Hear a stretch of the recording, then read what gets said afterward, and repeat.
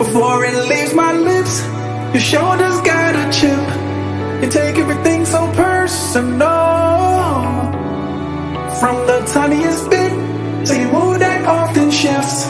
Seems you're getting worse off. Eh ben, les coïncidences.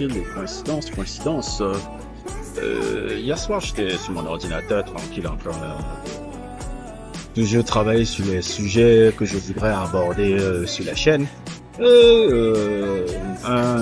de mes connaissances, Ibaku, dont j'ai déjà fait même un sujet aussi sur son projet Jola Jazz. Là, si vous ne l'avez pas pu encore, n'hésitez pas à le voir. J'ai fait 2 sujets sur lui. Si vous ne l'avez pas pu, allez le voir sur la page. Je tombe sur... il m'envoie ce truc-là. Il me dit, écoute ça, et tout. Je lui dis, ouais, ok. J'ai dit, mais c'est qui? Dans ma tête, je me pensais que c'est un nouvel artiste qui me l'envoyait parce que je voyais le nom Virginia. Après, je me dis, mais ça ressemble au truc des Neptunes, un peu, ces trucs-là. C'est un gars qui a été influencé par Pharrell Williams. Après, il me dit que c'est... Après, je m'avais fait mes recherches, je m'avais dit, ah, c'est lui qui a changé, il a mis sur un autre nom, et je commence à éclater derrière, je dis, ah, ok. Donc, pour fêter ses 51 ans, 51 ans déjà, la cinquantaine, il ne les fait même pas. Highlander, Pharrell Connor McLeod Williams a décidé de sortir un projet surprise comme ça, là, qui pas très long, de 28 minutes un peu, qui est aussi un peu entre de la musique pop, funk et indie rock un peu, qui sonne comme une version un peu moderne, un peu des productions de Neptune. Et moi, je me rappelle, il n'y a même pas quelques jours que j'avais fait justement un sujet aussi sur les Neptunes et la situation contractuelle qu'ils vivent là en ce moment. Et aussi l'album, le truc sur Insert Shop, si vous ne l'avez pas vu aussi, je le mettrai le lien en description. Ils ont, je l'ai suivi toute la soirée d'hier, je pense que 4 fois, 5 fois. Et ma foi, c'est un très bon projet. Les projets solo généralement de Pharrell Williams sont... comment expliquer un peu? Quand il fait ses projets solo et autres, ce n'est jamais vraiment... Je dis pas que c'est mauvais, mais c'est pas souvent extraordinaire le truc. In My Mind était sympa. Je sais que pour une génération de gars, cet album a représenté beaucoup de choses, là, surtout pour celui-là, là, que vous voyez apparaître là. Sur la photo là, sur l'écran là.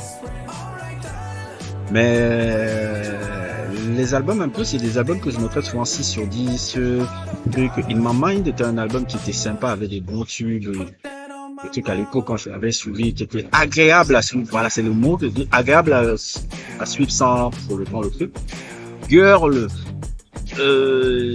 c'était aussi agréable à suivre, mais sans pour autant casser des briques. C'était pas vraiment des trucs. Mais je dois avouer que celui-là, je pense que c'est son meilleur projet solo que j'ai écouté de lui. Ah oui, je pense qu'il est vraiment au-dessus des 2 projets solo qu'il en a, parce qu'il n'a que, ce sont juste un 3e, malgré toute la grande carrière qu'il a eu, parce qu'il a produit beaucoup plus les autres. Et j'ai toujours plus compté son travail avec NRD, qui est beaucoup plus riche que le travail de truc, que son travail solo. Et je dois avouer que son album solo là, il est vraiment agréable, vraiment, ouais, entre l'indie rock, la pop music et la musique funk, c'est très très très agréable.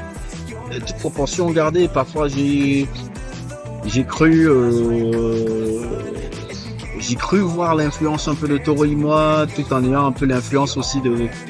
Il y a des sons qui rappellent un peu les Beach Boys, mais en plus funky. Si vous voyez un peu ce que je veux dire, mais c'était très très très agréable à écouter. Je vois que c'est le volume 1. Est-ce qu'on aura encore un volume 2? Est-ce qu'on aura un volume 3? En tout cas, c'est vraiment beaucoup de cœur de là à tout. Peut-être même maintenant, c'est pour ça qu'il a choisi de mettre sur un autre nom, pour ne pas avoir des problèmes contractuels avec son pote avec son ex-pote, ou je sais pas quoi, qui vient lui réclamer un peu, de dire que tu n'utilises pas le nom Neptune à tort et à travers. Tu me consultes. Et voilà, on verra un peu, mais cet album-là, il est vraiment agréable à suivre. Il est agréable à suivre. Il n'y a pas forcément trop de descriptions à faire. Et la musicalité que j'ai aimée toute là-bas. Qu'est-ce que sont mes sons préférés? On va dire quel a été un peu mon son préféré en fait son préféré. Je pense que mon son préféré c'était Donna. Je pense que c'était Donna. C'était Donna truc là. Je sais pas comment s'appelle encore le titre. Le titre, ouais, c'est mes sons préférés. C'était comme un Donna, Cheryl et Dandelion. C'est vraiment mes sons préférés de l'album. Et je dois avouer, franchement, il est vraiment bien. Il est vraiment bien et il est agréable, il est léger, mais léger dans le bon sens. Les autres là, In My Mind, c'était un peu, il n'y avait pas de direction. Parfois, ça sonnait hip-hop. Il n'y avait pas une direction, il n'y avait pas une ligne directrice particulière. Girl était trop léger sucré. Girl était trop léger. Là, ça a la bonne dose. Avec la bonne dose de créativité, avec la bonne dose de légèreté. Moi, je trouve qu'il est très bien cet album-là. Pas besoin de faire un peu trop de longs trucs, mais je vous le conseille à l'écouter. Il est disponible sur son site internet. Là, je vais vous le mettre en description aussi. Bon, c'est un bon moyen aussi d'écouter un peu la musique de Pharrell Williams. Pour les gens qui passent souvent Pharrell sans connaître la musique. Hashtag les gens que j'ai vus quand il est venu ici à Chanel, ne vous sentez pas visé. Quand lui et Coco Chanel sont venus ici, et qu'il y a eu un peu tout le suçage de beat que j'ai vu là qui était insupportable, je ne vise personne. Si vous vous sentez visé, ça veut dire que je dis la vérité. Bref, écoutez sa musique. N'hésitez pas à liker, n'hésitez pas à vous abonner et à plus pour d'autres aventures.